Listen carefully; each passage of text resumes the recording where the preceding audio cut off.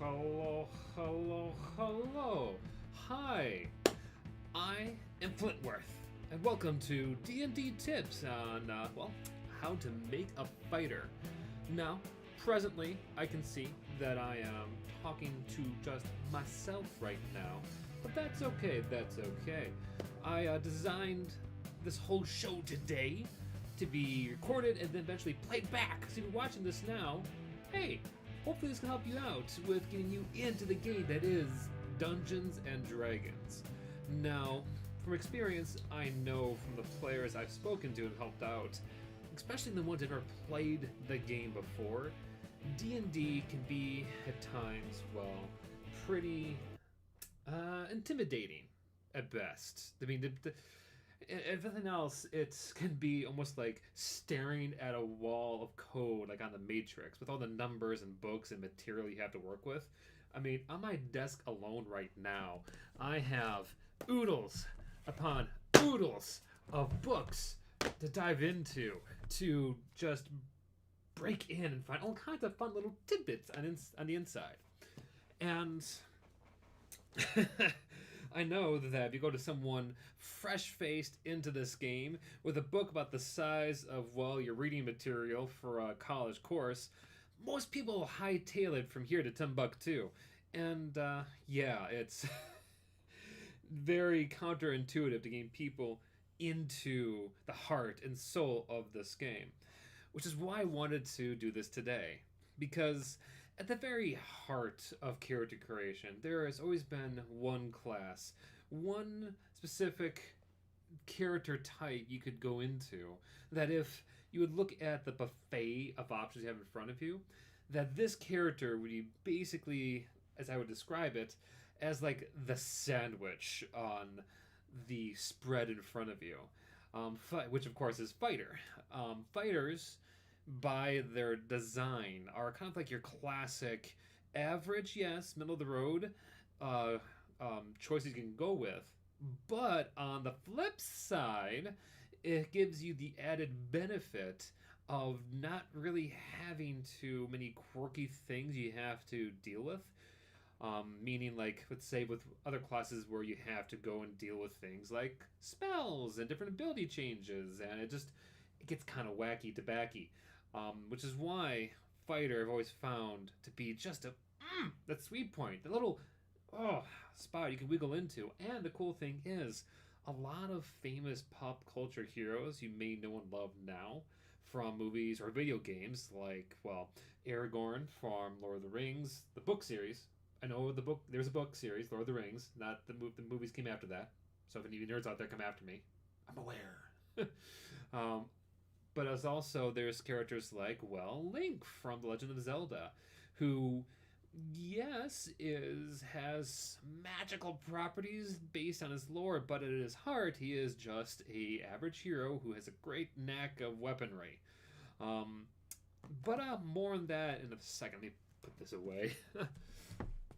Okay, so my game plan tonight is to go and show how to make three fighters on this stream. We're gonna start off first with the classic, or if you guys even say like stereotypical fighter that most pop culture would have you believe a fighter would be. Followed by, we're gonna go look and create a fighter based on a favorite character of yours, because I know a lot of people who come to me and ask me, hey, can I do the X, Y, and Z? Oh, yeah, we can. We can go and make your fighter be inspired by that. And then lastly, I'm going to go and show you how to make a fighter that may not be, classic per se. Something a bit more over the top and, well, bizarre. But I'm getting ahead of myself.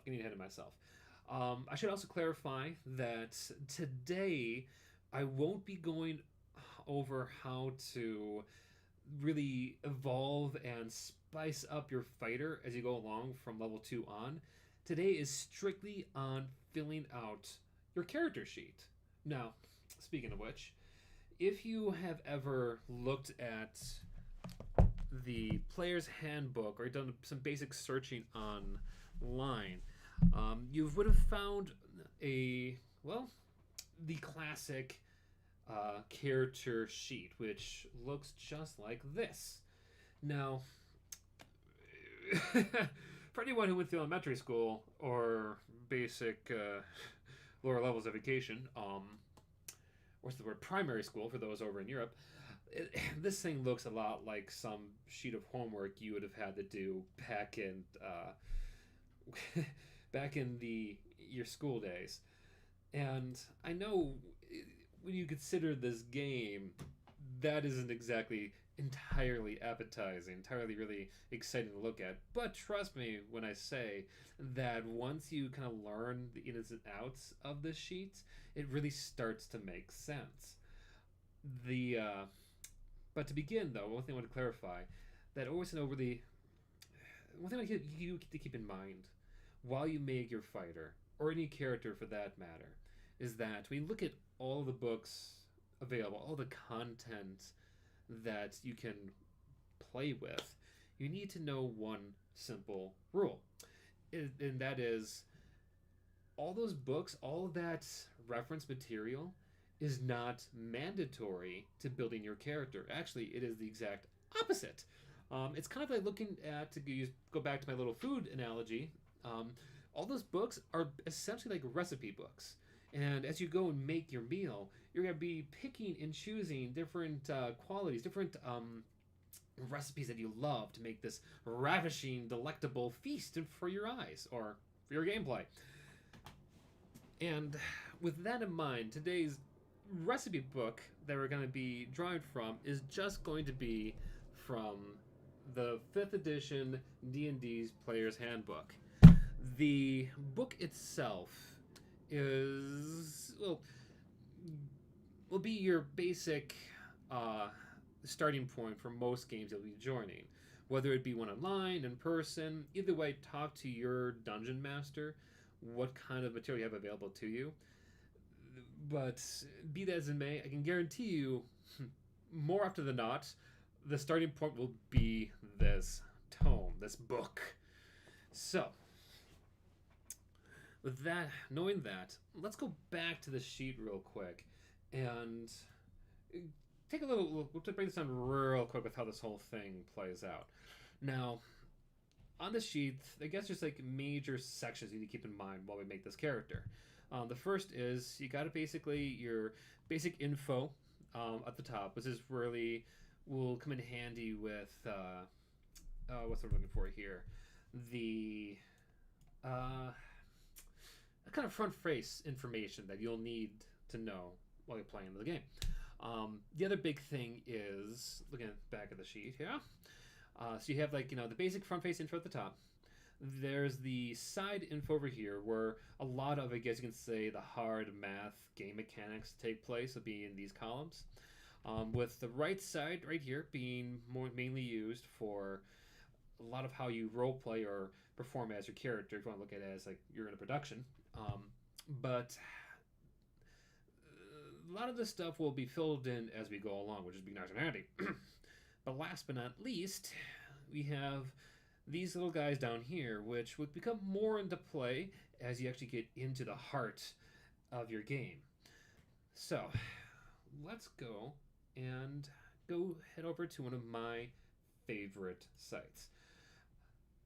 Now, however you do play the game, whether it is in live in front of you or in online, like how I usually play, you will most likely find a lot of people willing to help you out getting things together. Even the book itself gives you a few recommendations on where to start or begin with while you go and build your character.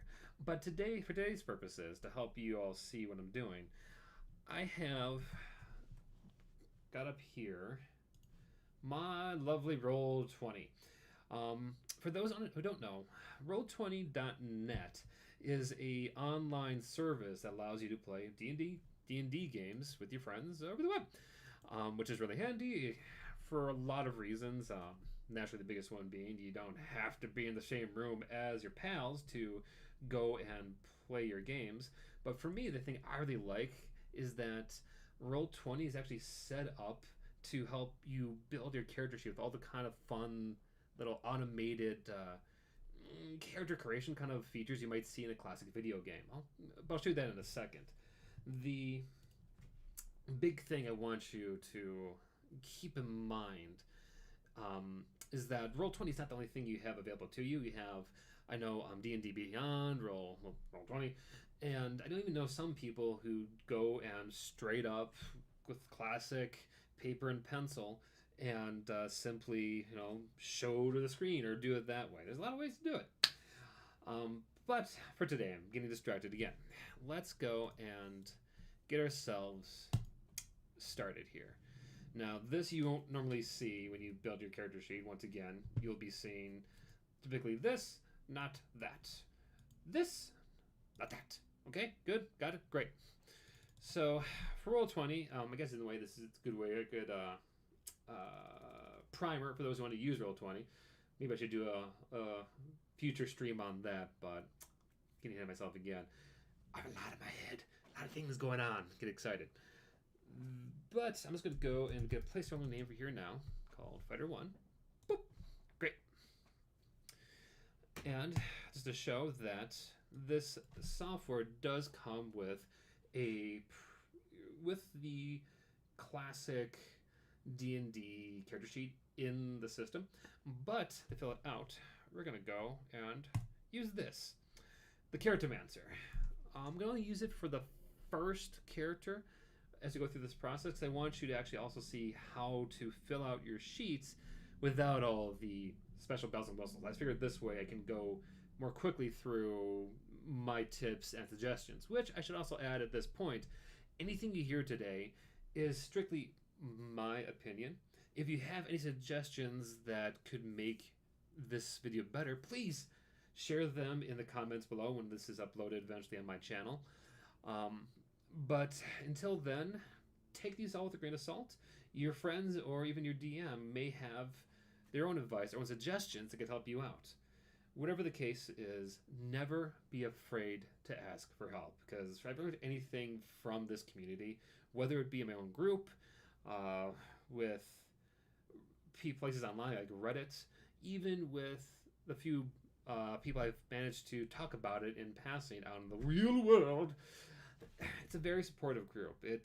D&D has thrived this long because it has been one of cooperation, teamwork, and just you're building something together. So really embrace that from the very beginning.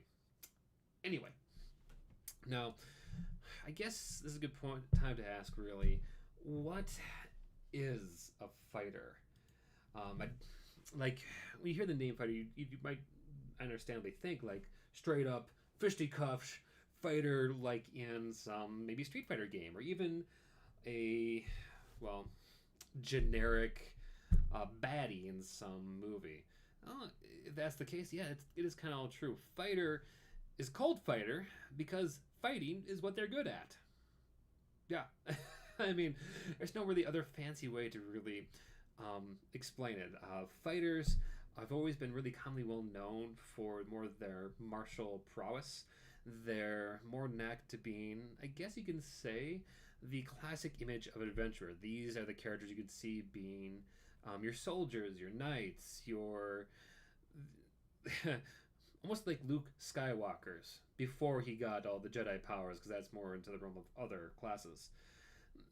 They are your generic fantasy hero, and you don't really take the word generic as anything bad, because generic means that you have a good ground point. You may not excel anything, however, you are really be great with your party as like a fill-in. You are like almost a jack of all trades, and because you kind of start off at like that little average level, as you go through the game, as you either level up or collect items, can really spice up your character to be something, well, fantastic.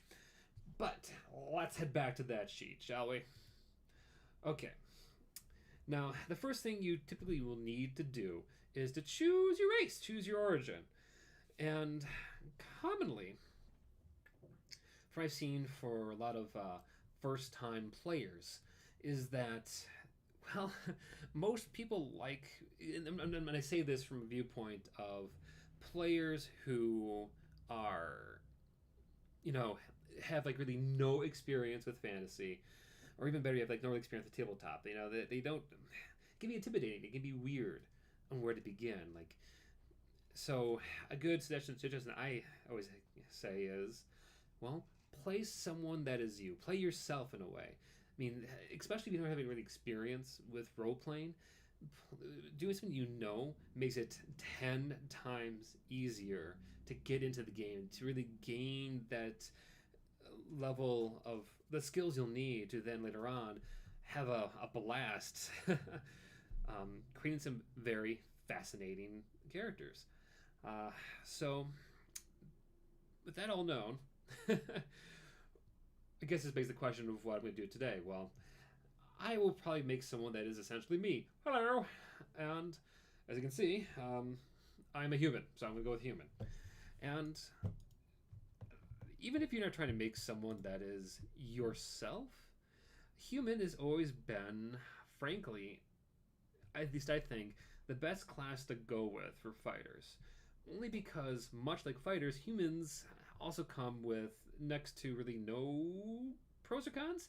They are like generic across the line, which can be very, very handy when you want to have a fighter because it kind of helps you embrace the nature of them, that they are your one of the jack of all trades. Because a lot of the other races you can choose from do come with, yes, boost, let's say, to speed, to strength, what have you, with a little bit of well, no bonuses elsewhere. But you'll see that in a second. So after you choose what race you want to be, you got to start thinking about things like your alignment. Now, alignment is something that's always, frankly, quite complicated, yet at the same time, pretty damn simple. Alignment really, depending on your DM, but more often than not, your alignment helps determine your, I guess, moral code, where you kind of stand ethically. Now, in D&D, classic D&D, this can be broken down to 9 different subjects.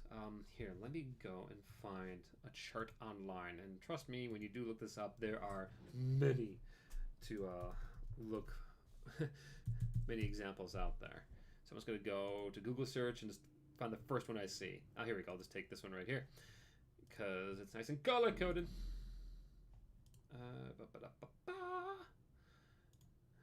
There we go. That's really tiny. Let's find a bigger one. Well, let me at least do this. The 9 places you can be in are essentially lawful good, neutral good, chaotic good, lawful neutral, true neutral, chaotic neutral, lawful evil, neutral evil, and chaotic evil, which probably sounds like gibberish and just said blabbed out like that. So let me go and find a bigger picture. Come on. Let's see. I'll just use this one and we'll just have to deal with it. So here we go. It's so damn. Here, let me go and heads. There you are. Perfect. Okay, it's kind of blurry, so we'll just deal with it as we go along. So, as you can see, when it comes to the alignments, there's really 2 things you need to ask yourself. Where do you stand on the good and evil side of things? Yes, this means your classic, breakdown of, like, are you a good guy? Are you an evil guy? Are you someone in between? And depending on the party you're with, you could be, yes, an evil villain out to help save the world, I suppose, or even help maybe break it down. Depends on the game. But for your first character, I highly recommend going with being good.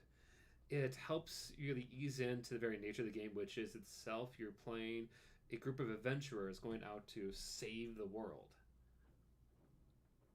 Pardon me as I take a drink of coffee. But more importantly, from there we have like, okay, what kind of good character you are. You need to then ask yourself, do you follow the rule book, or do you more so follow your own sense of like your own sense of code? That's where like the lawful, neutral, and chaotic comes from. If you're lawful good, you are basically a do-gooder that follows the law. This is basically where you get a lot of your Superman kind of characters in. Neutral good is that you're not really you, you go more so by like your instincts. Like I don't say your instincts, more like let's see, what's a good neutral good kind of character off the top of my head. Well, neutral is you kind of like fall in the mid range where you do follow some laws, but you really need to break them for the greater good. Where chaotic good is, yeah, you are willing to go over the law to do what you think is a sense of right. This is where you kind of get a lot of your vigilantes over here in chaotic good range. Um, so for now, just go with, like I say, lawful good, because if you're going to be designing a fighter that's your basic adventurer, well, actually, I take that back. Um, Go with neutral good. Neutral good is probably more what you want, and whatever you do go with, just keep in mind that alignment, like a lot of roleplay stuff you'll see, is more like a suggestion than an actual rule you need to follow. Um, but moving on, back to the sheets here. So after you choose the alignment, you then have your options of, you know, well, your size will be determined by your race, which in this case is medium. Medium meaning, and here let me show you this. Medium is not just like your weight. Medium refers to the size scale when it comes to this game. So you see here, this is my DM screen. You can see, let's see what we get. There we go. There are multiple sizes you could be in this game, ranging from tiny up until gargantuan. Gargantuan being about the size of Godzilla. So medium is relatively human-sized. Your speed will be 30, which is the typical speed for any class, save a few changes determined by race. And from there, you get to decide your languages. Now, languages could really vary depending on the kind of game you're in. This is where I would really recommend talking to your DM with one you want to go with. Common is the basic kind of catch-all language to what you're actually speaking right now. So I guess you can say it's the language of English. Like if my game is being played, I'm speaking Common right now. But if you open up this here, you can see that on top of your basic language, your basic kind of Common English, or even Common Spanish if you play a Spanish game, it depends on your DM and your rest of your party. You can see that there's a variety of options we have here. What I would really recommend to start off with would really be, well, probably Elvish, honestly. It's hard to see any D&D game without some form of elves, but be that as it may, I would always, frankly, talk to your DM to find out, hey, what other common main languages out there, and try to choose that to kind of help make your life a bit easier when playing the game. Now, I should bring up, when it comes to your languages, it doesn't mean you have to actually know the language yourself to actually speak it. If anything, it just helps the DM know if they need to translate it from English, or for whatever language it is, to English. Like, in my games, for instance, I could be saying that, yes, this character is speaking to you in, well, Elvish. And I would ask you, hey, do you know it? And you might tell me, yes, because I chose it earlier. And they would go, okay, great. Here's what they're saying. And then proceed to tell you in a language you know. So, if anything, it's kind of like a turnkey to help you unlock the knowledge that could be hidden behind at the end of saying, oh, yes, this elven warrior comes up to you and starts spouting off a rich dialect that kind of almost sounds like a forest breeze to you. Did anyone here know it? Nope, no one? Okay, well, in that case, it just sounds like a bunch of bird chirps, for all you know. But moving right along. Let's see here. Okay, so then there we get to actually look more into the heart of what makes a fighter a fighter. Now, to go down the line here, you start off with weapon proficiencies. Now, this basically means more so later on we actually go and start to work out the scores or stuff that really helps you determine how well you roll on certain things. In this case, the ones you get right off the bat as fighter are simple weapons and martial weapons. Now, simple, martial, Flint. What the freak does that mean? Well, that really is determined by the kind of weapons you can find over in the player's handbook. The best way I can tell you to help keep you in mind on what those really mean, at least kind of like a general idea, is that simple weapons are basically weapons that anyone can pick up and use. So, like a club, big heavy object, bonk. Whereas martial weapons are more so ones that you take some training to use properly. So, swords, halberds, bows, that sort of thing. Going down the line, because you're a fighter, this is one of the nice advantages to being one, you get all kinds of armor proficiencies. Once again, this just kind of goes and plays into the fact that as a fighter, you've probably had some experience training, well, for combat. Hence why you can know martial weapons, and also why you're decent at almost any armor you can find, which can be handy depending on how your game plays out. From there, we get to go and decide some fun stuff here. Skill proficiencies. Skills, which can be found over here in this little column, are kind of a spin-off this main one here, which I'll go over what all this means soon enough on the next page of our little character creation kit here. All you need to know is that skills are essentially the kind of like what makes you you. So let's say as a fighter, let's go with it. Let's say, you know what? Let's say if you're Link and you're looking to be a fighter with a kind of a character, that, well, you would at least know some survival because you're out in the woods. You would know maybe some medicine from the having to just prepare yourself because, once again, wild boy from the woods. But I'm getting ahead of myself. As a fighter, you get to choose from these skills right here. Let me show that to you here. You get to decide between acrobatics, animal handling, athletics, history, insight, intimidation, perception, and survival. What the heck does that mean, Flint? Well, acrobatics basically is a skill you would use if you're looking to kind of parkour a lot. So if you want to go and be able to like dodge things at the last very second, if you want to be able to do backflips, front flips, acrobatics is your kind of thing. Animal handling, that is the skill you would want to grab if you're looking to be kind of great at horseback riding, or maybe to go and like corral some wild beast out to bite your head off.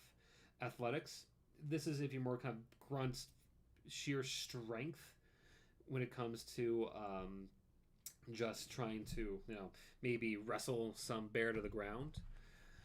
The history is very handy if you want to be someone who kind of maybe has a bit of a background or knows some hidden lore, whereas your party does not. Insight. Now, insight falls into a range of skills that are kind of like, can be kind of weird at first to understand. Basically, insight is essentially the kind of gut feeling you may have. Let's say, for instance, you might be looking down some dark alleyway and you can see some people hanging out down there, and you might go and ask your DM, hey, do I get a sense of you're up to no good? In which case your DM might ask you, yeah, roll an insight check. And this would be kind of handy to have the insight skill proficiency to perhaps go and, well, maybe have that gut feeling, have the kind of like street smarts to read those people more properly. And insight can apply to a lot of different things.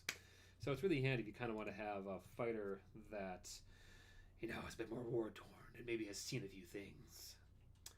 Intimidation Following up with that, you get intimidation, which it says what it is on the label. You're there to intimidate. You're there to maybe scare the ever living daylights out of your foes. Maybe convince a warrior to drop his weapon, or maybe you just want to go and interrogate a guy. Perception kind of follows into insight, where perception is basically your awareness of a situation. Um, Perception often comes up if you're trying to find something. So basically, to make it simple, if you want to be great at I Spy, perception is the way you want to go. Last but not least, survival says what it is on the tin. This is a good skill to have if you want a fighter that you feel like can live well on the land. Now, for our classic fighter here, in the book being 5th edition Player's Guide here, let me go and bring this back to my webcam. There we go. You can find, let me go get the page, that the book recommends some certain features if you're making a character for your first time. And I missed the page. Let's see here. Come on, Druid of Varnishmart. There we go. The handbook recommends to go with, let's see here. She doesn't recommend anything. Fun and a bun.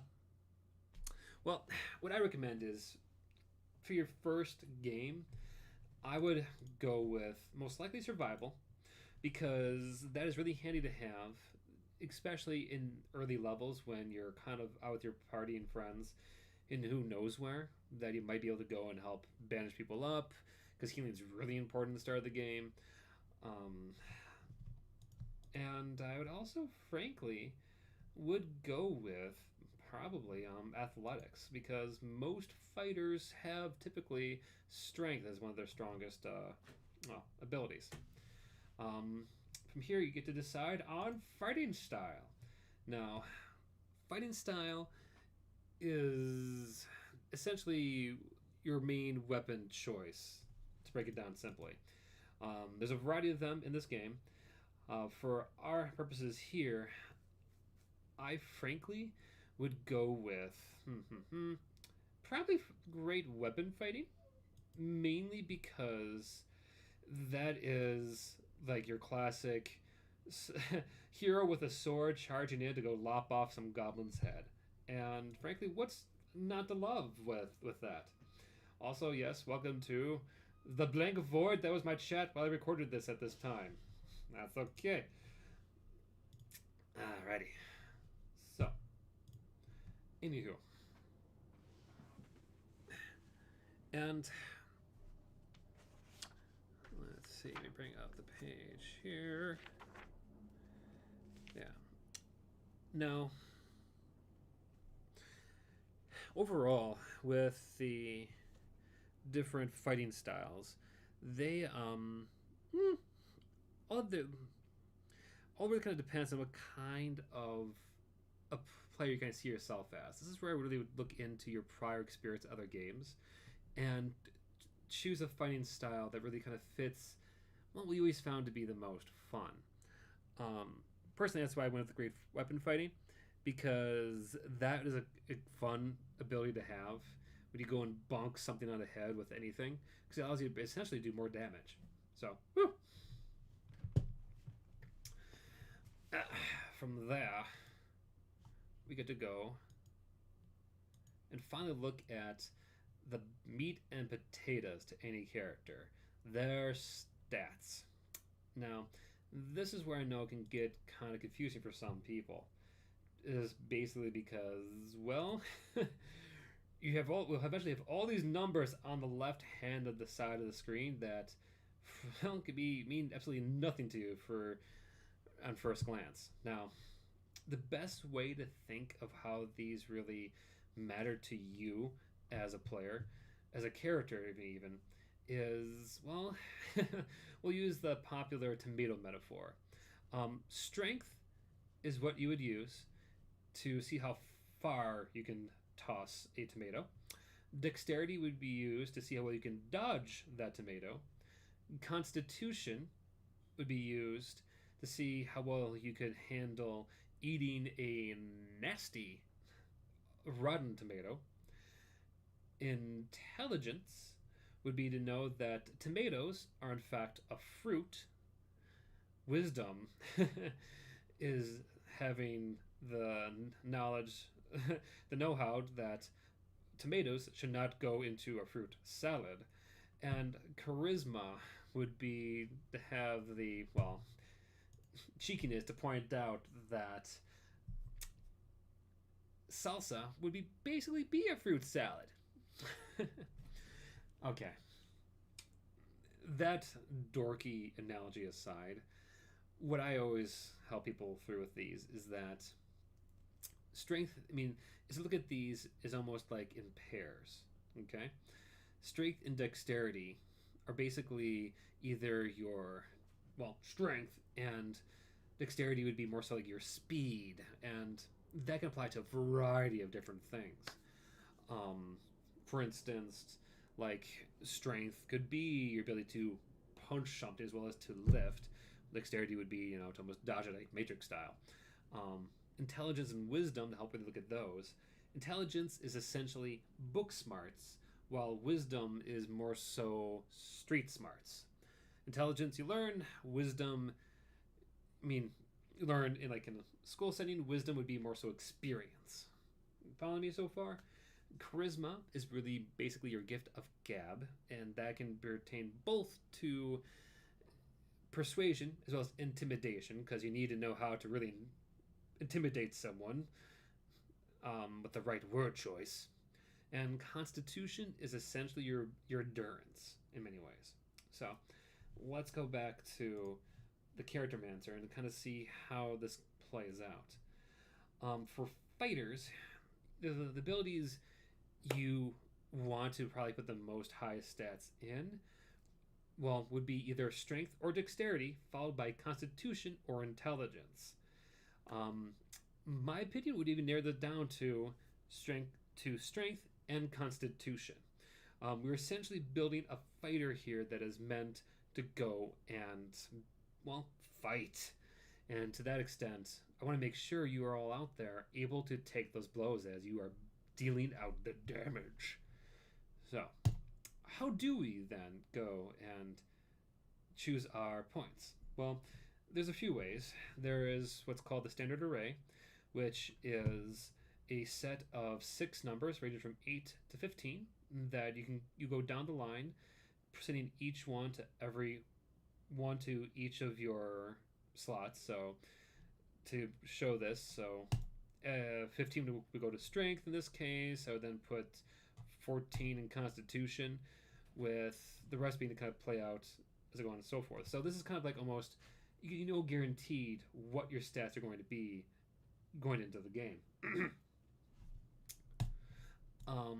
Roll for stats. This involves more dice rolls, where you basically roll 4 dice. For this case, to be exact, for 6-sided die.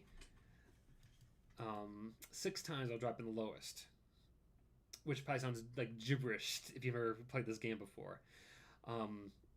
Typically, what this means is this, unlike the standard array, which gives you a set numbers, the roll 4d6, drop the lowest method basically gives you the possible chance on getting higher stats you normally wouldn't with the standard array.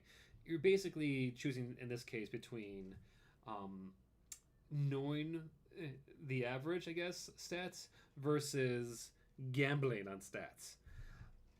Personally, I've always liked rolling for stats, but for the sake of today, we're going to go with the standard array to really help get things moving along here. So, standard array, once again, like I said, pointed out earlier, we're going to go with 15 for strength. Boop. With constitution at 14. So this way I know that with my highest scores, I can do a lot of damage with strength, also certainly taking a lot of damage with constitution. From there, we get to go and play with the other four. Now, this is where you really got to ask yourself what kind of fighter you want to play as.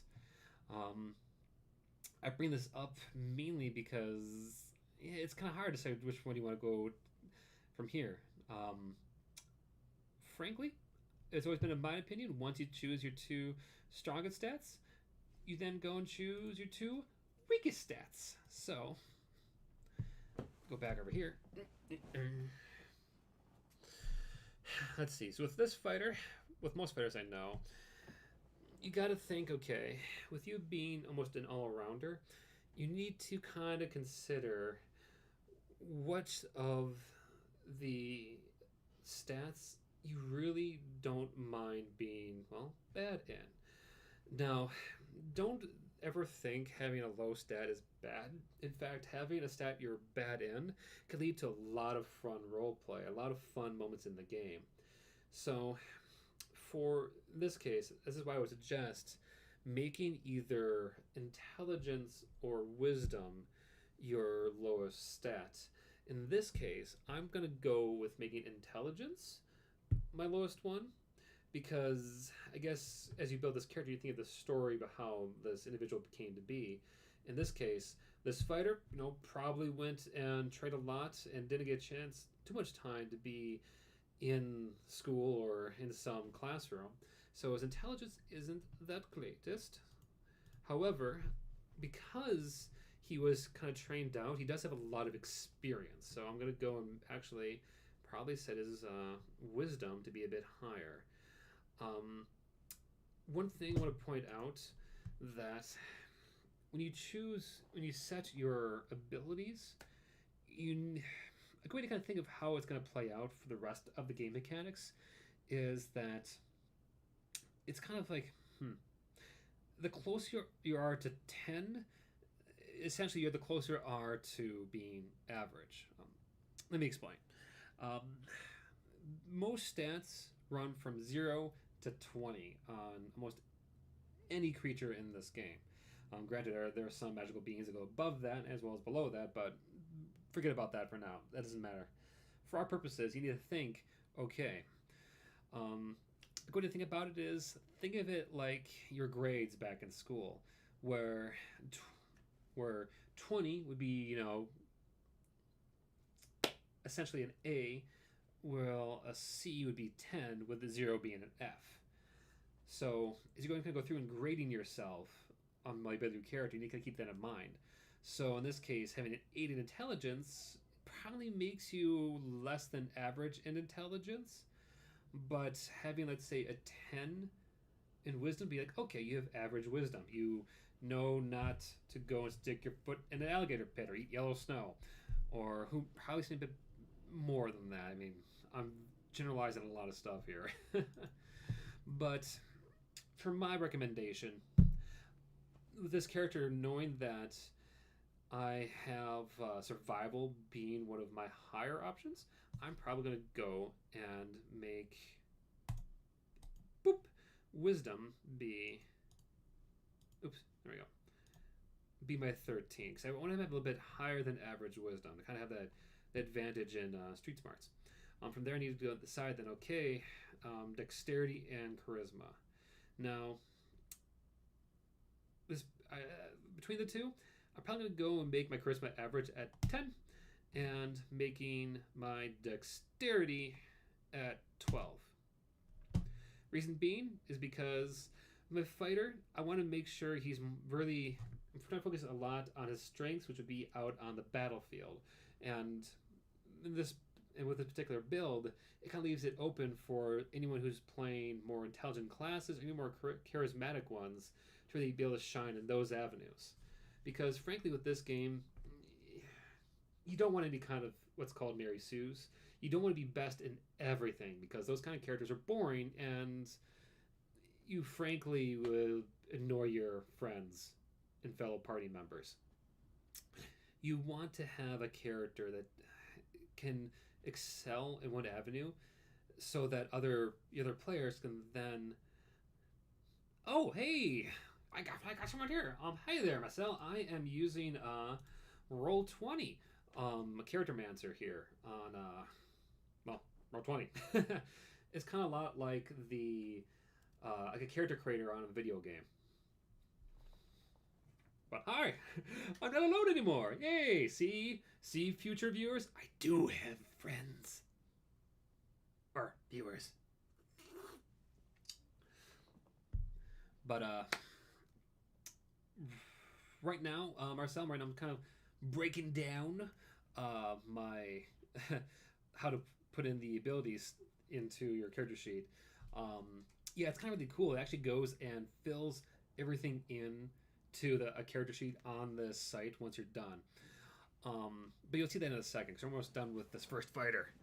But to finish my thought about building your first average fighter, you want, well, to wrap it up, long story short, you want to, with your first fighter, kind of focus on, being better in combat, and you can be all right with the other stuff for now. So with that all done, we now get to go and choose a bit more what it's about more your story. In this case, background. Once again, there's a lot of them to go for, and we're gonna go and stick to just what's in the player's handbook. But as you go and get more materials and pay on your DM, you can go and find all kinds of different options. Now, while the background you choose, this can be very much, tells the story of how your fighter became a fighter, and it is worth considering because it can determine other fun new features you may get. Um, but that all said, what I recommend for your first fighter would be make them either a knight or a folk hero. Reason being is that with all the stuff we have already, with knights being kind of trained for combat, you kind of play off that a bit more. And as a bonus, you then get more advantages to, as you see here, history and persuasion. So, granted, my history will still not be the strongest, but because I'm a knight, you might actually get more of a boost. You'll see how that works in a second. With persuasion being also handy with that nice charisma, I think I gave it a 10, getting a boost too. So a good way to look at it is your background can be a good way to boost stuff you wanted to be better in when you were choosing your stats, but couldn't do so. It's kind of like a spice to what you started off with. So that all said, some backgrounds also give you additional language to know. In this case, I'm gonna go with Dorvish because you then have like all the main popular races already covered. You go play your game. From there, you'll then actually get typically some kind of bonus traits. In this case, I get retainers, which are all featured here. I would always recommend talking to your DM a bit more on how those work. Once again, we are just trying to focus on getting the numbers crunched out for you. And then we get to go and, well, give your character some personality. Now, much like alignment earlier, your personality traits and ideals, bonds, and flaws are all guidelines, not actual rules. You don't have to follow. But it's recommended in my opinion. That said, there's a few ways to go and decide it. You can go and write them in yourself, or you can go and use the player's handbook, which actually has charts you can roll on, like I'm about to do now, to go and decide on these things. Now, we'll go with these one by one to really explain what the crap they are. Now, personality traits are by far the easiest. This is really, your quirks, per se. So let's go and show you the first set I could roll on. This really helps you be you. It's the first thing people might see about you. Anyway, in a way, you can say it's kind of like a little bit of your pros. It's... I'm getting ahead of myself once again. So here, I'm going to go back out and roll the first one to see that boop, my favorite once lost is lost forever. So with this knight we're building, we can know that he does not forget, and if you cross him, he will never, ever forget. So you then know you can have a knight that is built on trust and honor. Or from there, boop. Second trait I got here is I don't like to get my hands dirty, and I won't be caught dead and suitable accommodations. Okay, so these two traits alone, you gotta see, get a knight of honor, as well as a knight that probably came from a privileged background, meaning you're probably playing a bit more of a hoity-toity, almost sheltered, which is kind of an interesting trait to have considering all the survival stuff I initially gotten. Um, if you don't like what you roll, by all means, switch it. So I'm gonna say, I'm gonna do it with this one here. If you do me an injury, I will crush you, ruin your name, and salt your fields. With that personality trait. Oh, which one? Is it the my favorite one, or is it the don't like to get your hands dirty? Personally, I always like the if you do me an injury, I will crush you. Because not only do you have a character that is like, you know, you crossed me? You dare to cross me? All right. It's time to end you. You can almost get like a knight that is just will hold a grudge, which could lead to some bad things, but also could lead to, well, either way, you play with it. You can always add in your own. In fact, once I get done with this, I can go and change these to something else. Ideal. Now, ideal is overall your how should I put this? Is the motto you live by, like what really is in your head, your character's head, like your ideal individual that you're trying to emulate. So, for instance, here, let's say with this knight, with how those first things are being kind of like really about honor and trust, their ideal could be family, where blood runs thicker than any, meaning, I will die for you because you are family. But if you cross me, you are I will enter the earth. I will hunt you down. Whereas, let's see here, also good ones you can choose from. You can see on the with each one, it does also point out, going back to your alignment, ones that could fit that alignment. In this case, we have good, lawful, and good over here. But overall, I'm gonna go with the family one because that just seems more fun to play as. Then bond. Bond is, if ideal is what you live by. Exactly, Marcel. Exactly. Insert Vin Diesel meme family here. Because that's, oh my god, I'm building that kind of a character, aren't I? I'm building a Vin Diesel fighter here all along. Okay. So we'll keep that in mind for this guy. See what I meant earlier in this video or stream? Marcel, I mentioned earlier that fighters are typically always kind of like your classic adventure or action hero. Not really anything magical about them, but certainly can take a licking. And with my little fighter Vin Diesel here, I've really kind of hit that nail on the head. But if your ideal is what, your like kind of the rules you live by, bond is I would say look at it in the way of like what you will die for. Because there's a lot of cases in this game where you kind of will die or may have to face situations where they could meet their end, and bond will need to be strong to convince you to go charging into battle to tackle something or someone you may not like. In this case, to go with the whole family analogy we have so far here, we have a few to choose from actually. We see I'll face any challenge to win the approval of my family. I'm in love with an heir of a family that my family despises. So basically Romeo. I would recommend nothing is more important than the other members of my family, just to keep it simple, and to go with the Vin Diesel analogy here. So you live by a family and you'll die by a family, leaving us to choose a flaw. Now, I want to point out that this curator is limiting me to just these things, but I've seen people go and add in multiple ideals, multiple bonds and flaws because your characters, like most humans, are complicated individuals, and you're more than welcome to keep make them as wild or simple as you want. But if this is your first character, I would recommend simple. So flaw is your flaw. um, it could be something as wild as you don't understand metaphors to something as maybe you don't like small spaces. In this case, we'll use the random roller to go with. In fact, the world does revolve around me, huh? How about let's go and choose.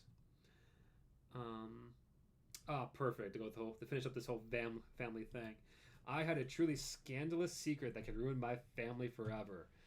So you have a man or woman, for all I know, who is all about honor and trust, who will go and end someone for ruining that trust, who will live and die for their family, having a secret that would break it. So in a way, you have almost built a fighter with me here that is a hypocrite in a ways. They are the person that they hate. Maybe that's what drives them to push others to be better than them. See, interesting character just on choosing these five, yeah, five things alone.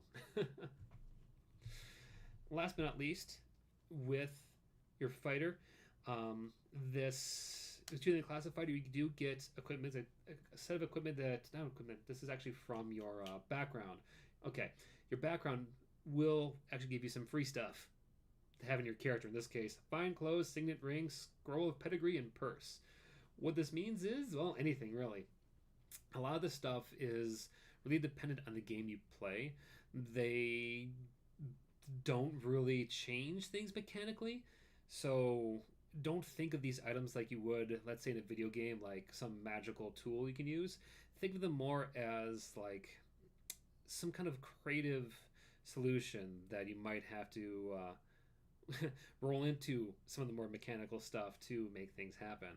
So, for instance, let's say with your fine clothes, you could say, I'm going to wear my fine clothes before going to this fancy ball with the High King to make sure that I look nice, which your DM could factor in to, well, make the encounter, the game a bit easier for you. Whereas maybe your signet ring could be traded for cash at some point.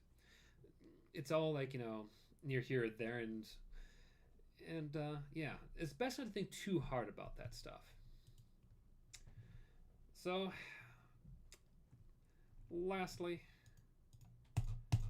this is where I would normally choose my equipment, but it's not letting me. Why not? Have it been too long in here? There we go. I had to reset it. Okay. My recommendation, because you are able to go and buy your stuff. I don't know anyone out there who's wanting to take the time to go and choose everything willy nilly. I mean, unless it's your thing. If it's so, by all means, go for it. But if this is your first character, go with the class equipment that it recommends in the book. In this case, you have to choose between a few things, starting with chainmail or leather armor, longbow, and arrows. This is essentially the first option, basically asking you, do you want to be a fighter knight in the front ranks or in the back with a bow and arrow? Well, with this knight, I'm going to go with chainmail, so I have more armor. Another way to look at that first option is basically asking whether do you want to be a direct or indirect fighter. Now you get to decide on essentially your weapons or shield. Come on.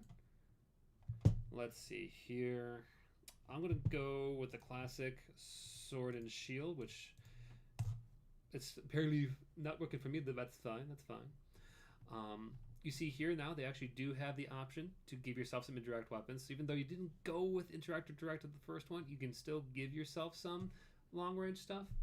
I would recommend personally the probably the light crossbow and crossbow bolts, because I've seen a lot of people do some crazy stuff with the crossbow bolts, and because crossbows are typically kind of tied to your dexterity features. Having a nice crossbow would allow you to make use of the nice 12 we gave ourselves earlier. Um, then again, as a fan of Gimli for Lord of the Rings, I would personally choose hand axes, but that's just me. And last but not least, you have to choose between either a Dungeoneers pack or an Explorers pack. Now, the difference between those two here, will tell us right here. Where is my... Here we go.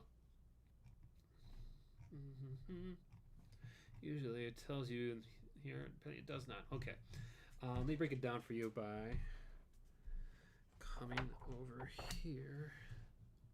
Do this. One cool thing about Roll20 is that it allows you to search up stuff right in the get-go, especially when the thing is not working properly. Now, most players I know, when their first character, they typically choose the Explorers pack, mainly because it has more items in it that are kind of handy outside of just a dungeon. So to show you here, you can see that the Dungeoneers pack comes with a backpack, crowbar, hammer, piton, torch, tinderbox, rations, water skin, hempen rope. Pitons are basically kind of like those little nails you hammer into a wall to tie ropes around. Much like the equipment you got from your background, a lot of this stuff is kind of like depends on the situation. It's not like important to think too hard on it. What I recommend is for your character, for you, if you were going to go out into the wide world, think about what kind of stuff you would like to have in your bag, and go with that. So in comparison, I'll show you the Explorers pack, because a lot of the Dungeoneer stuff is set up for going through a large dungeon. So if you're going to play a game where you know you'd be underground for a while, go with that. Otherwise, Explorers pack comes with stuff for a lot of like out on the road kind of things. You actually get a bedroll, a mess kit, so actually can like forks, knives, plate, and all that fun stuff. The only difference is that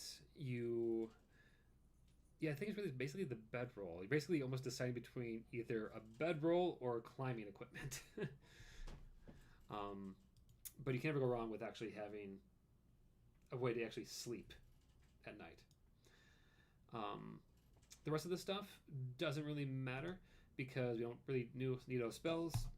Feats are frankly at this stage in the game really kind of too complicated for our purposes here. And bio is really where you can kind of fill in the stuff that really describes who you are as a character. And after all that, boom! We now finally have a filled out sheet here.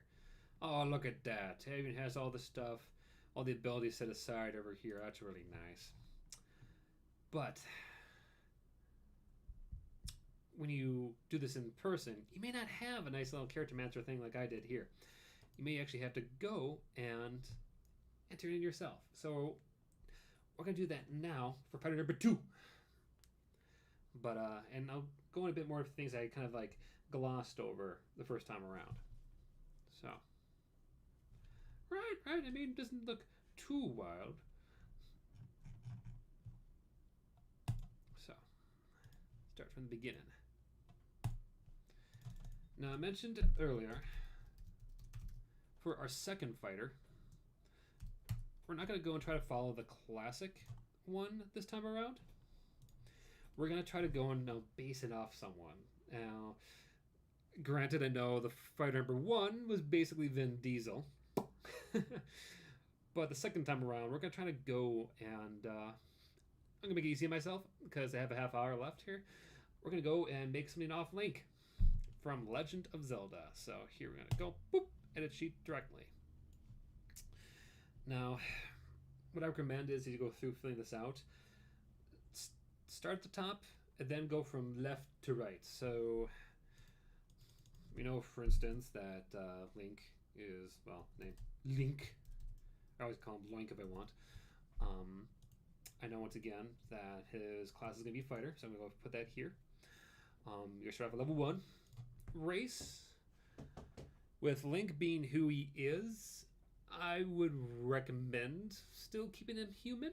Granted, he is a Highland, and Highlands now do have more of the elf ears. And if you want to kind of have like that classic Zelda look, you always do that. The thing is to keep in mind is that elves do change your stats ever so slightly. Here, before I get ahead of myself, let me show you what this means. Now, I mentioned earlier with the stats that they kind of set like a range, right?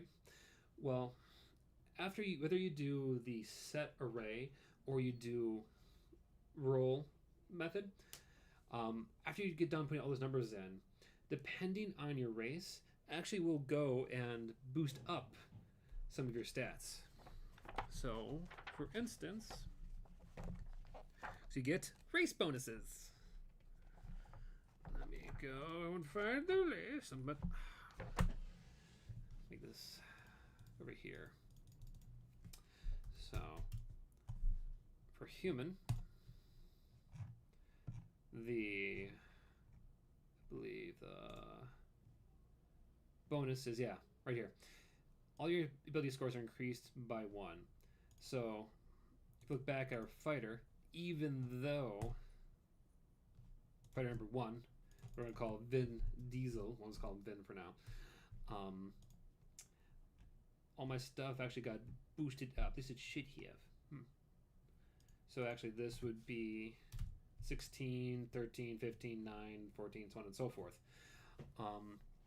So because it's meant to, with humans, it's meant to kind of show that we don't really have specialties in anything, but we are kind of like all-rounders. Where did my sheet go? So let's see here. So the human ability score is increased by 1. So if that's also why I kind of say with fighters, going with humans is a good way, because then that way you don't really have to deal with too many wild things. Whereas with elves, they get more advantages, I recall, in their like other. Let's see here. Outside of ability scores. I want the lore, I want the actual.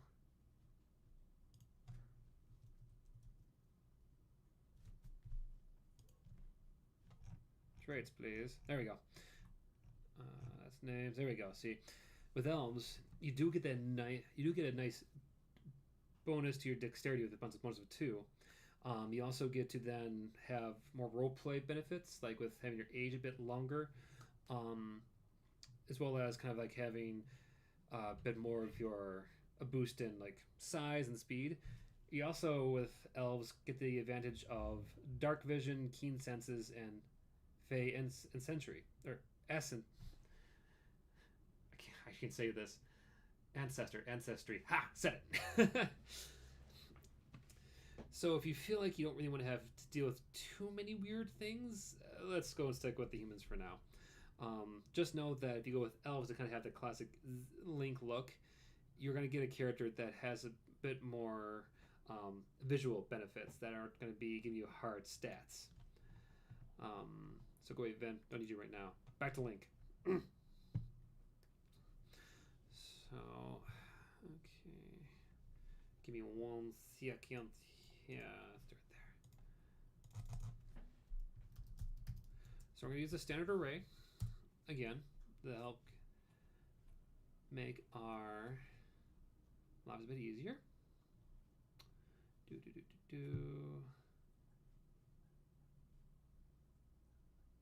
So which means we have to choose between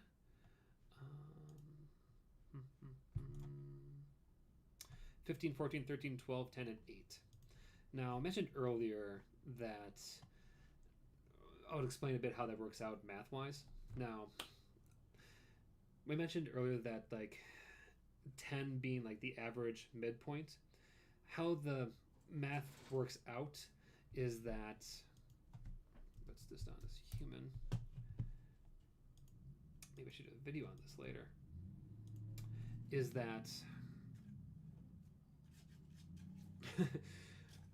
well, let me show you again myself. So you can see all these are set to the average of 10, which gives you.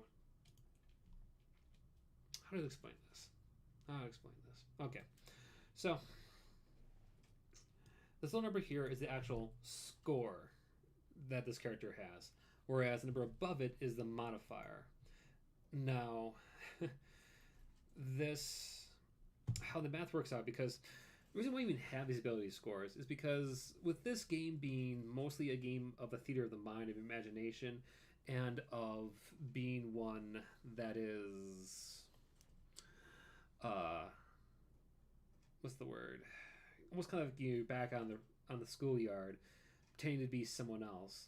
You might come into the problem of like, oh yeah, I go and punch you. You're hit, right? No, It kind of settles those problems for you with using dice, random chance, and your skills stats or abilities helps you either increase or lower your advantages. It helps increase your chances. It helps improve your RNG, random number generation, effectively. And the math essentially is you take it takes your if X is your ability score, the math is essentially X minus 10 divided by 2. So, for instance, if I made this a 14, the bonus would be 2. So,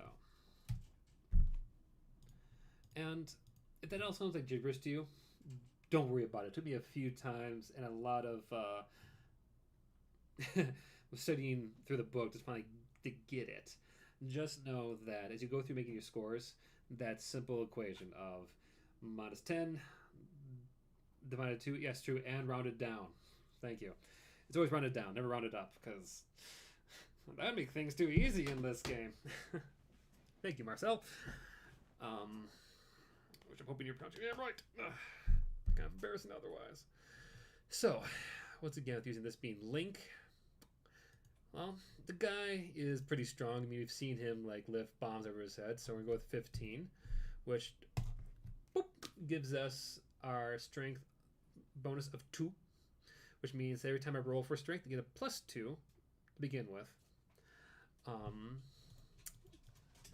Next up, we have a Chiha, 14. So with Link being Link, he's a hardy guy. He can walk through lava. So we're going to go with 14 there. Boom. Next up, we believe I have 13, 12, and 10, and 8. Well, it's Link. He doesn't talk, so I don't think we need to have a high charisma, so we're going to do 8 there. Ah, perfect. Thank you. Glad to hear it. And leaving just 10 and 12. Well, I love that. Oh, that is 13, 12, and 10. 13, 12, and 10.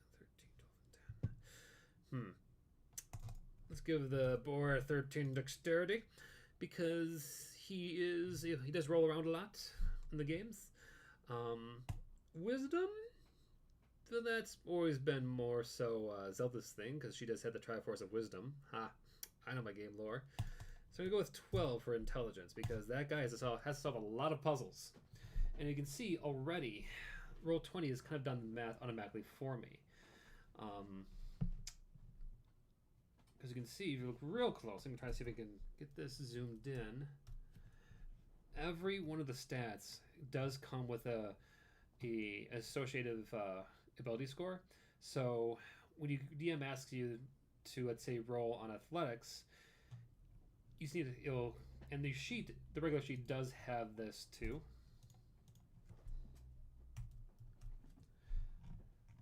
So let's see, you got strength with athletics, dexterity, acrobatics. That basically, you I am definitely not gonna get this done in an hour and a half like I wanted, but that's fine. that basically when it comes to your skills are determined by the modifiers from your stats.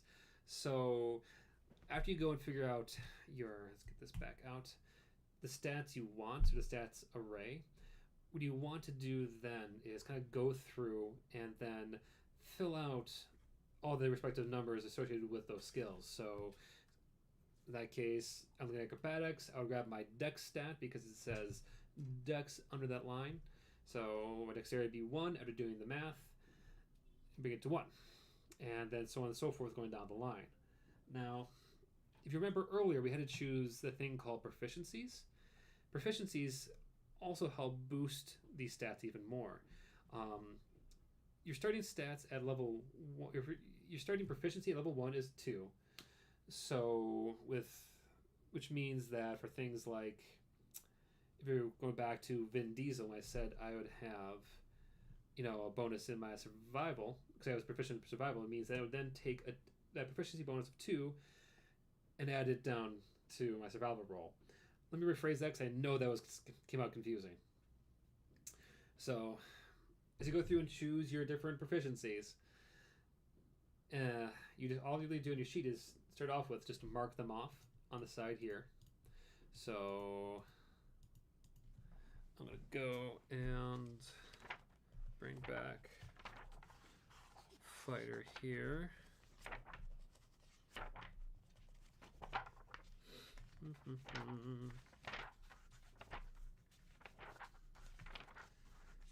do it. Here we go. Let's see how to explain this properly without confusing anyone. And as always, at this point, do not be afraid to ever ask your DM for advice, or just even ask your fellow players to go along. It will start to click in as you proceed. But the big thing is that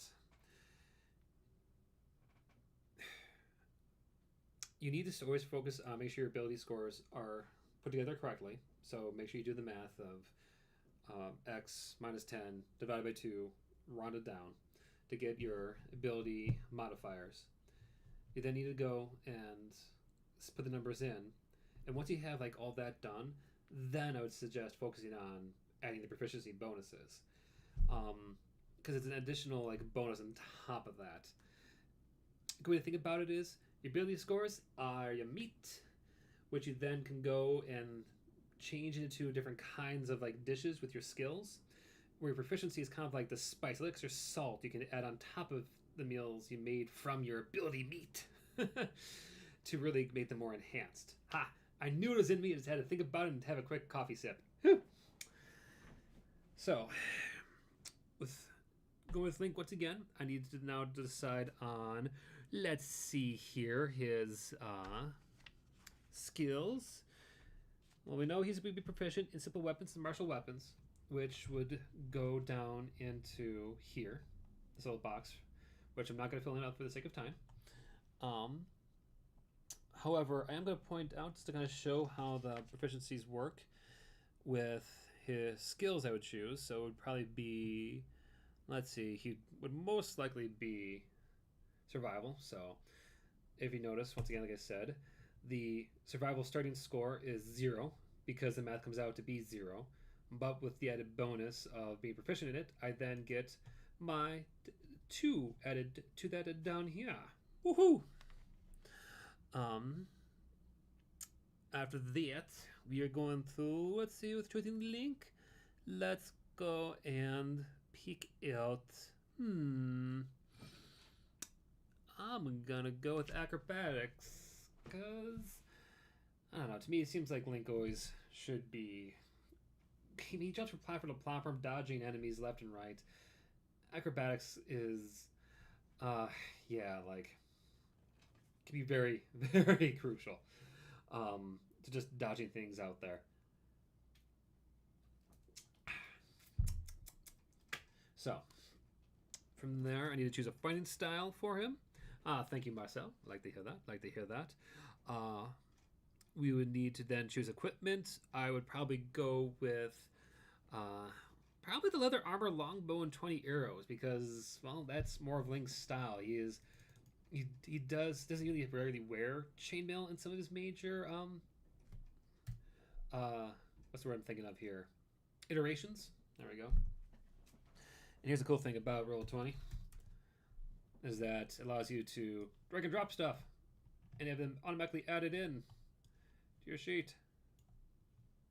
Boop, done. It's got leather armor in there, which is worth bringing up because this allows me to point out one thing we couldn't really show in the Mancer, which is filling out your armor class. Armor class really is dependent on a variety of things, but the starting thing is really like what kind of class you're choosing, because I hate the fact that it's called armor class, honestly, because armor class makes it sound like you're talking about your actual physical armor, whereas the game with how it plays out, armor class could also pertain to how well you dodge, how well maybe you block something. There's a lot to it.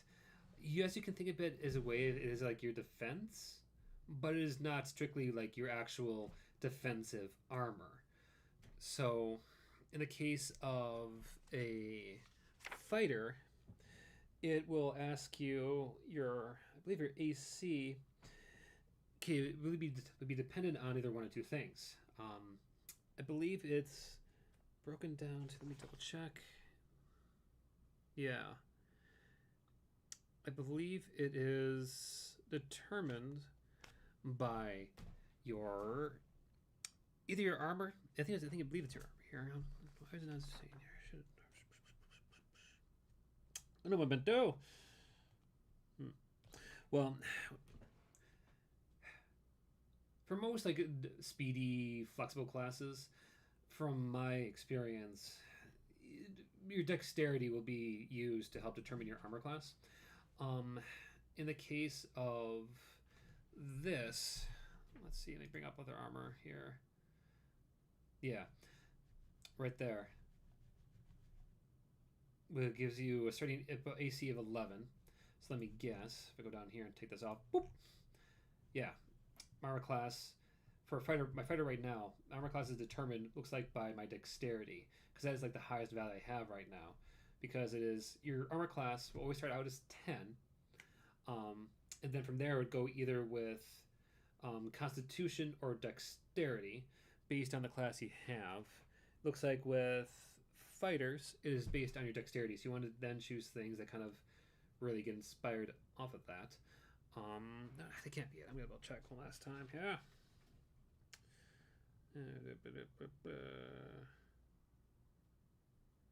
Because I don't want to bullshit you all.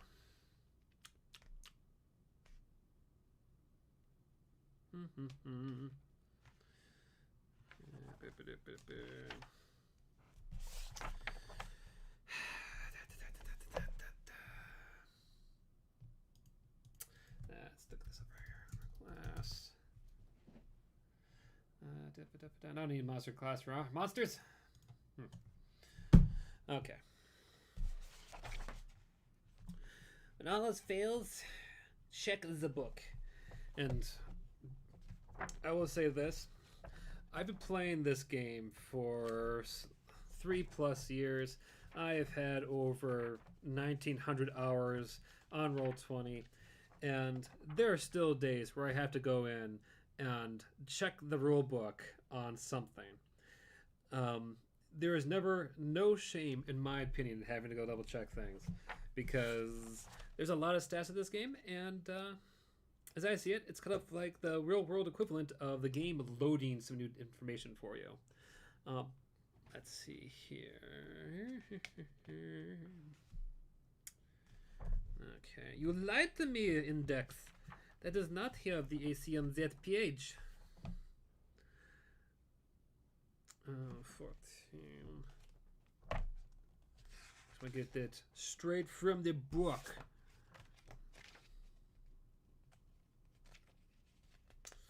There we go. Okay, armor class. Yeah, as I said, your armor class represents how well your character avoids being wounded in battle. Things that contribute to your AC include the armor you wear, the shield you carry, and your dexterity modifier. Not all characters wear armor or carry shields, however. Without armor or shield, your character AC equals 10 or his dexterity modifier. If your character wears armor, carries a shield, or both, calculate your AC using the rules in Chapter 5.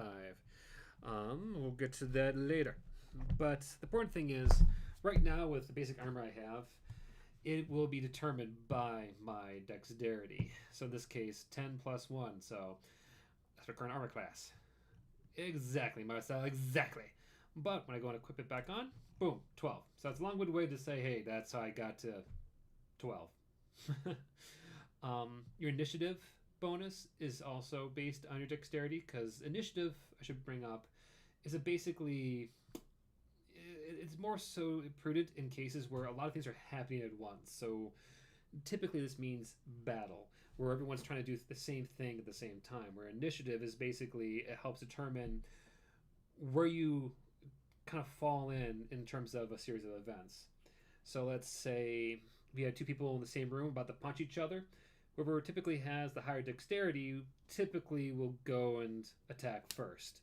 And it's basic, that's the quickest way to really describe that.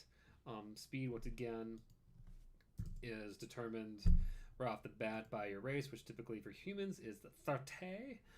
And your hit points, that is determined by your constitution as you start off, which is essentially and this changes from class to class, and I'm going to drop some terms on you that might make no sense if you're starting off, but that's fine. You want to look up what's something that's called a hit die, which is essentially pertains to kind of how you recover yourself in between battles, but in terms of your actual started health. A good way to think about it is that your hit die kind of ties to your hit points. And you can see already that my character sheet has it automatically set for me here at D10. So I'm going to go and roll that once. Get a 9. So I know right away that my starting hit points is 9, plus my constitution, which, as you recall, is basically kind of my endurance. Speed up to 11. Yay. Double check. Once again, your book will tell you exactly how to figure out your starting hit points. Flint, yes. Why do you keep going and turning away from your page? I don't know. I should have got the bookmarks. Oopsie doopsie lemon scoopsies. There we go. Hit die per fighter level is 1d10. Hit points at first level is 10 plus your constitution modifier. So actually it would make this 12. So it's kind of kind to you right off the bat. So there you go. Look at me. Started this whole thing, I said you basically use these things in a recipe book. And here I am ignoring the recipe book. Anyway. Ow. So Link here starts off with 12 hit points. And once again, I need to then look at certain equipment. So I got leather armor, longbow, martial weapons. I will probably go with sword and shield again because that is straight up Link. This time I probably give him the two hand axes because he already has the longbow. And to finish all off, I'd probably give him the Dungeoneering pack because Link likes to go through dungeons a lot. As from there, his fighting style, if you recall, would really, which it says in the book, it's verbatim, says here, you adopt a particular style of fighting as your specialty. With Link, I would probably go with of the options here. You once again have to choose between archery, defense, dueling, great weapon fighting, protection, or two-weapon fighting. I didn't go over this earlier, but to break it down simply, choose archery if you want to focus on being an archer. Defense if you want to get a bonus to your AC. Dueling is really good if you're just using just one weapon. So if you're going to build a character kind of like Aragorn or Guts from Berserk, so you have just one sword, even Cloud from Final Fantasy, you just have one weapon. Dueling is one good for you because then you get a bonus to that one weapon you have. it's kind of a good class to choose if you want to make a swashbuckler like a pirate. Uh, Great weapon fighting. That's where you have more of your more of your great weapon fighting is more so for your two-handed weapon guys. So I was kind of so dueling once again would be more one-handed. Great weapons be two-handed, so that's we want to go with for like Cloud. Protection is more so kind of have like that sixth sense, so you want more of like a defensive fighter. And lastly, two-weapon fighting is if you're going to go in two-handed, like if you want to be, I'm going to say like Archer from not the show Archer, but Archer from Fate Stay Night, who has two swords. In this case with Link, I would go with, frankly, probably Protection, because a lot of Link's fighting style is based on taking, protecting himself from blows, waiting for the one perfect moment to strike. So we'll go with Protection for that. That would actually eventually go, I believe, over down here in features and traits. And I want to show this. Let's see. Now, when you go and fill your sheets online, more often than not, whether it be Roll20 or D&D Beyond, they typically will allow you to have like, the full text inside your sheet, whereas in person, you're more than welcome to fill it all out, or even just kind of give yourself notes. Like if anything, look at a lot of this stuff as like your cheat sheet. But for Roll20 here, as you can see, I've expanded open. It does tell me right then and there the actual like details of how to use this ability. And the nice thing is, if you are worried about not knowing all of your abilities right off the bat, think of it this way: your hero is a newbie adventurer. They probably themselves wouldn't know how to use all of their skills out in a fight just yet. So in a way, as you yourself, the player, getting a handle on your abilities and features and traits, so is your character. It's kind of like, plays into one another. So embrace your experience. From there, I also need to make sure to add in second wind, which is essentially is a fighter ability that allows you to kind of like give yourself some more extra health in the thick of it. Let me add it in. Get in there.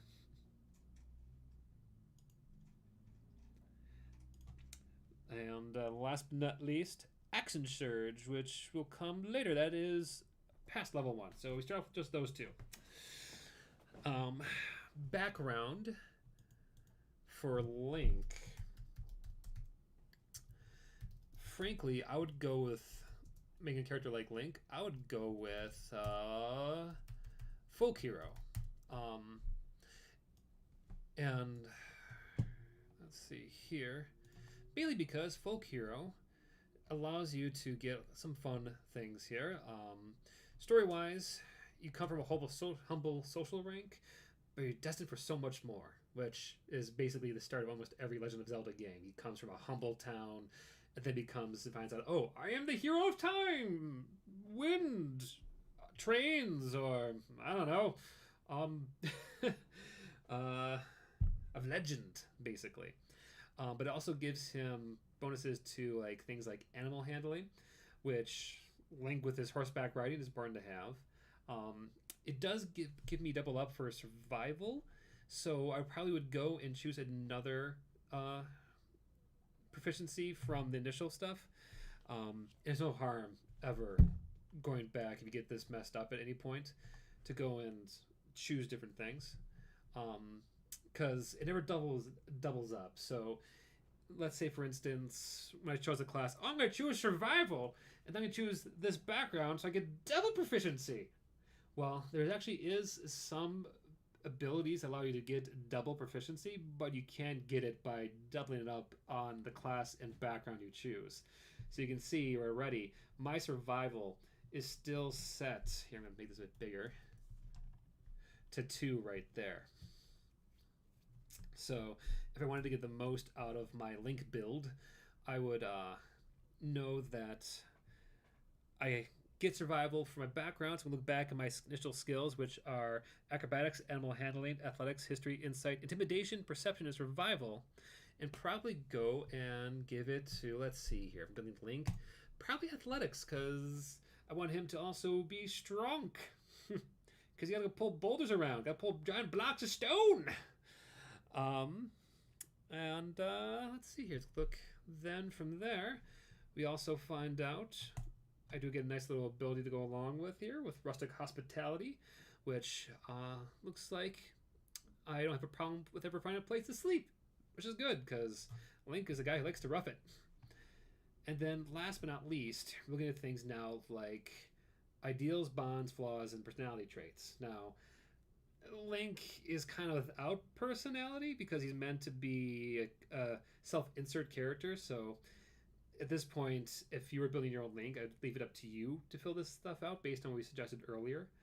Um, and yeah, and kind of we're kind of spice up Link how you see him in your head, whether it be like classic Ocarina of Time Link, who is not scared of anything, but maybe has a little bit of, inexperience with the fact that he became an adult, spoiler alert, from a game from the 90s, in the course of a night. He went from like basic toddler to a full on adult because he time skipped 7 years and also aged during that time, which kind of sucks for him.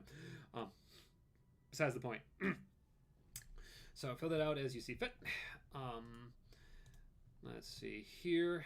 The big thing you would need to also make sure to fill out if you're doing your own sheet in front of you is filling in this little attack and spell casting spot here. Now, on Roll20, it's a bit easier for me because I'll show you. Let me go and get a sword out. Let's get a basic. Let's get a nice short sword. Is that it goes and automatically gives me all the details and it puts it in automatically in that box for me.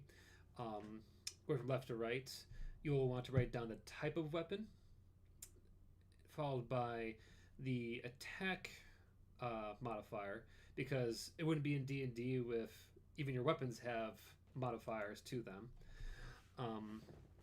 And I will probably actually go and cover in a later stream or video actually how to play with this sheet, so don't worry too much about how you actually use all this.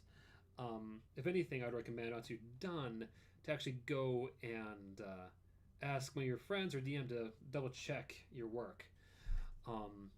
But in the book itself, it will tell you what the breakdown for the rolls are. So in this case, the short sword will have, it's making use of my strength modifier, which makes sense because it is a strength weapon. Because using strength to kind of like chop stuff.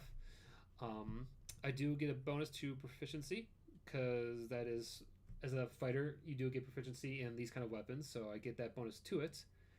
And which means that, to use our math from before, I would then take my 2 for my modifier from like the strength meat pile, knowing that I'm going to make my eventual attack meal feast. I then spice it up with the proficiency bonus, and then once again, in the end, get a +4 to my attack rolls.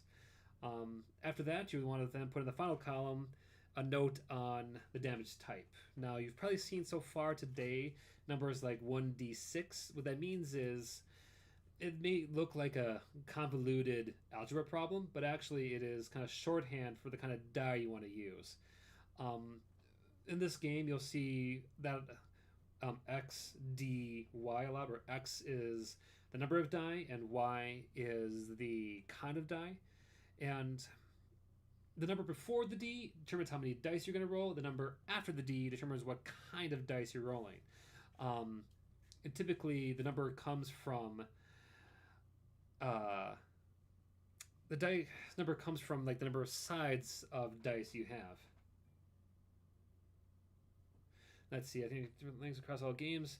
Hetty, one of my players, he writes in, I think we consider the different links across all the games. Personally, I don't think all of them would start as fighters. Like, quite a few links give off ranger vibes, And I agree with that. I agree.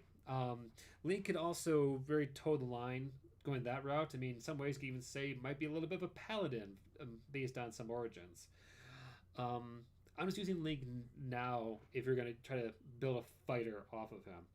But Mahedi brings up a good, valid point when it comes to your fighter as you go along, is that because he is fighters are like an average kind of class type, not really special, makes them really primed for a lot of spicing up with like multi-classing, which we're not going to cover today. But just know as you go along, you can really make your fighter shine with other kind of like more interesting things. Like I probably would make Link be part ranger. This Link at least, part ranger. Need water. Voice getting dry. And so that's how basically how you go and fill out the weapon stuff for that. I also want to point out that I did get a bonus to land vehicles from my folk hero background. Land vehicles does not necessarily mean you get to then suddenly drive cars. It basically means any kind of like thing you ride as a character that's on land. So basically, horses would fall underneath this category. Though it could be argued that you just would have a natural knack at riding other things, like maybe your DM throws in a bike, and you know land vehicles, so you know I have a hand in how riding a bike, which would be kind of wonky, and I would totally love to see that if someone does it. Anyway, we are running a bit over time here, so I don't want to go too much longer with making this thing entirely filled out. I did gloss over a lot of stuff with making this link here. Because in the end, I do want to point out that your character sheet should look a bit more like the Vin character I made earlier, where it has eventually all the items set aside with like all of my proficiencies. So I know exactly what I'm good in and what have you. A steel horse, a bark, exactly.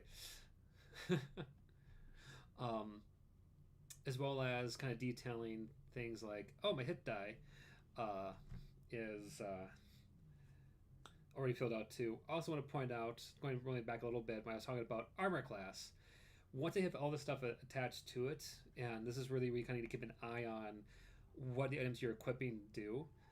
My current armor class on this older Vin character is at 18, which whew, is a nice armor class to have when you're starting out. That probably comes to the fact that he does have chainmail, which, if I recall, does give a starting bonus of 16 to my AC, with dexterity being up to 17, and also with him equipping a shield. Shields also give you a bonus to your AC, armor class, which gives it probably why we have the final total of 18. That is a valid point. Link did get into Mario Kart, so he would very badly know how to ride a horse bike thing. Let's see here. One thing else I want to point out before I go into my last example. So, yeah, the last one here. So, I'm not gonna go into a full character sheet breakdown. If anything, this last bit is mainly gonna be on, I guess, more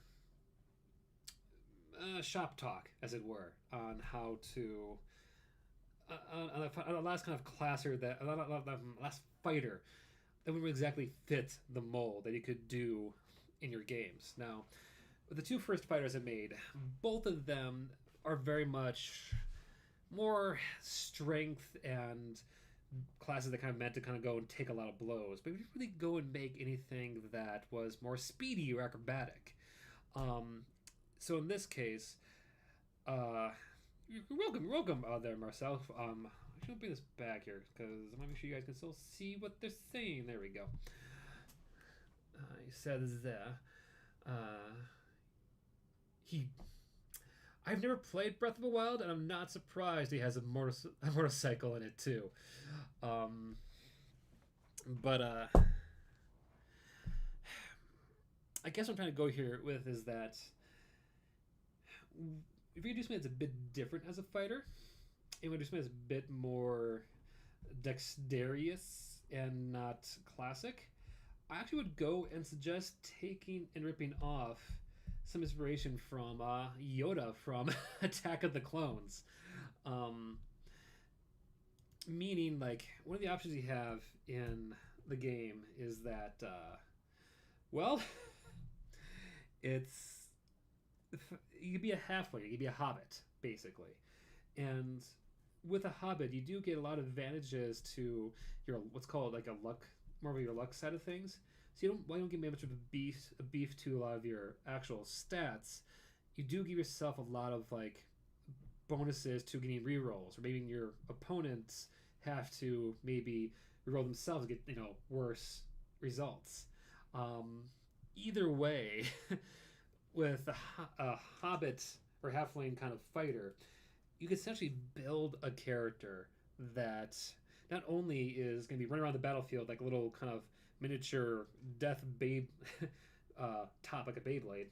Let it rip.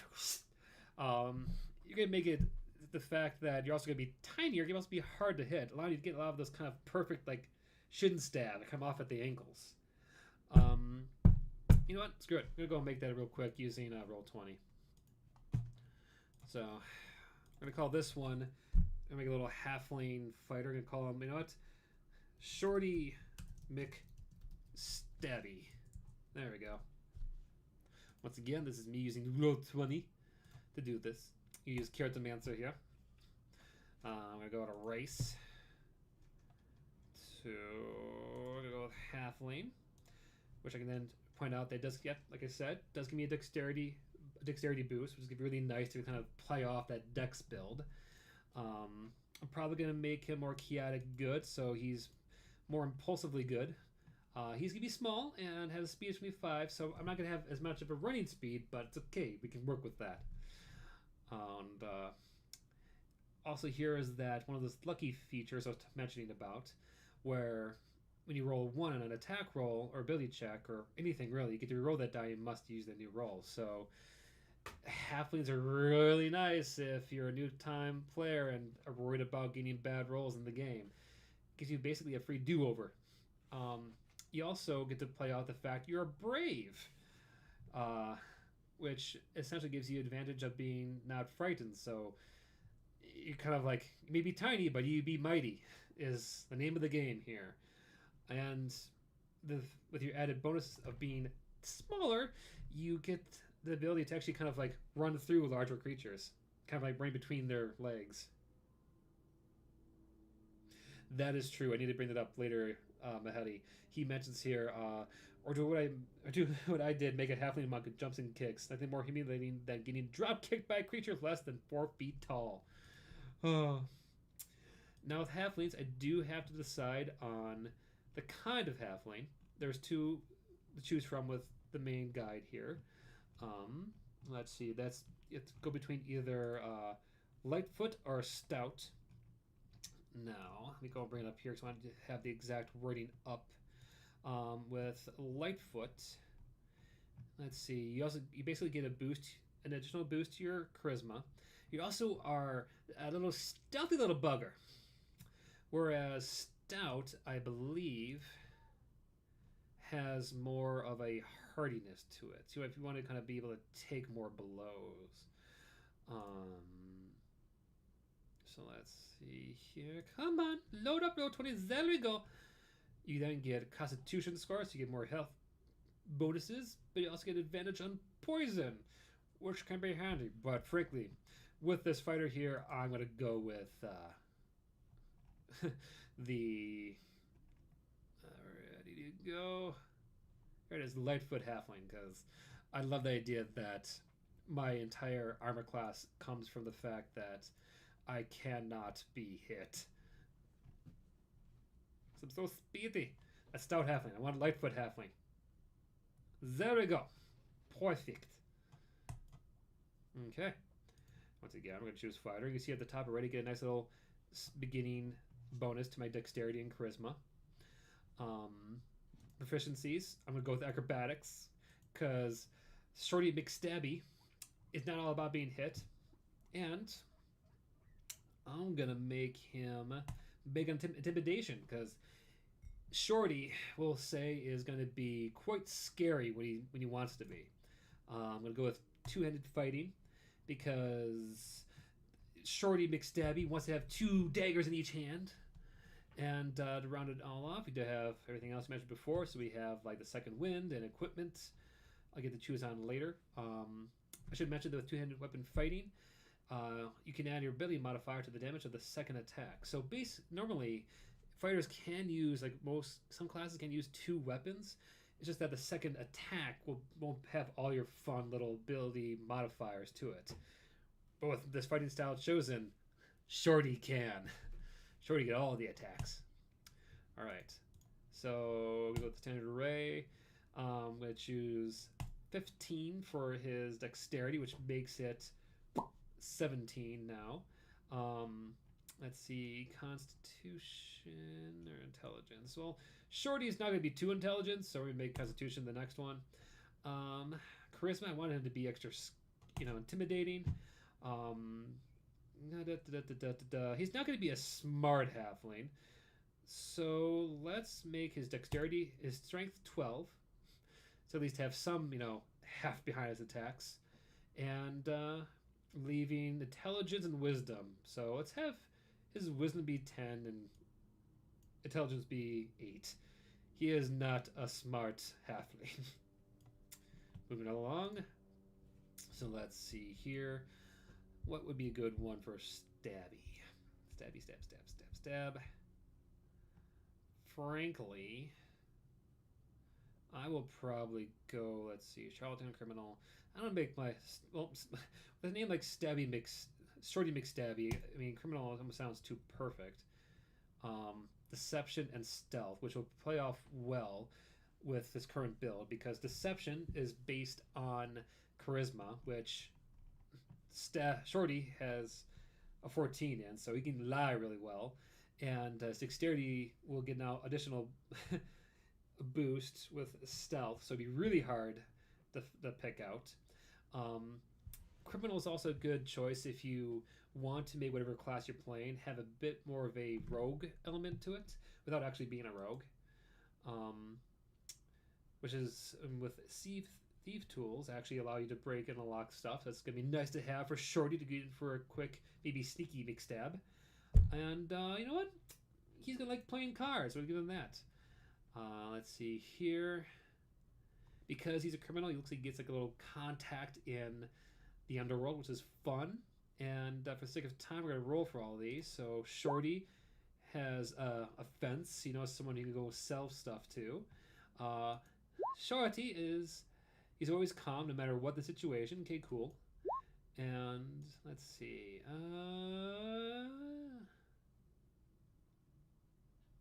Let's get make sure he always has an escape plan. That's why he's so calm. His ideal is redemption. Okay, so with redemption, he must be like a former convict trying to become good. Bond. Let's see here. Ooh, so the role gave me he's guilty of a terrible crime and he can hope to redeem himself, which plays off well with redemption. So now we have a guy who is living for redemption, and he is dying, and he will be willing to die to make up for some past mistake. And lastly, his flaw, is that he still has a tendency to choose money over friends. So something for him to kind of work over as he goes along. Shorty also gets looks like he gets a crowbar, fun to help break into stuff. Dark common clothes, including a hood, belt, and pouch to kind of help with his stealthiness. Equipment wise, let's see here we can go and shoot him up with. Once again, choosing class equipment because buying stuff is really more so for those who like to have a bit more of an advanced time with it. Let's see, leather armor because that'll help play more into his dexterity, and having a longbow will be very handy for him. Martial weapons, we're going to give him 2 short swords so he can use both, so he doesn't have to use 2 hands to wield it. I'm going to give him the hand axes because he already has the long bow and arrows. Then we give him the explorer's pack. Yeah, there we go. because once again, that's really nice for a character who's not going to be in dungeons too much, which I can't see Shorty wanting to splunk too much. I mean, too often. He doesn't know any spells. Cool, cool, cool. No feats right now. And not going to care too much about his actual details, but let's see what the final sheet looks like, shall we? And boom! Armor class of 14, initiative 3. That's going to be nice. So he might have a better chance getting an attack first in battle. And alright, fun on a bun. So there you go. A non-classic fighter, like as promised. Well, I think that's all I really have in me right now. So I guess it's kind of a good time for a little bit of closing remarks. Well, as I know today I only covered really just like the starting what's the word I'm looking for here? I don't really covered really just the starting build for your character. So as you go forward though, while building up in your game, you're getting certain things. What I would recommend would be, well, for fighters, if you're not going to multi-class, looking for equipment that kind of beef up your current abilities. So for my more strength builds, I'd probably be more looking at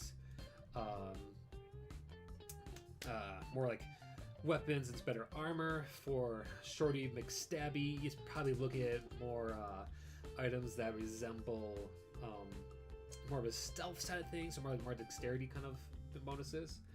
But nevertheless, yeah, just have fun with it. Fighters are a good class to just really to really what's the word I'm thinking of here, just to kind of dive in with, because if you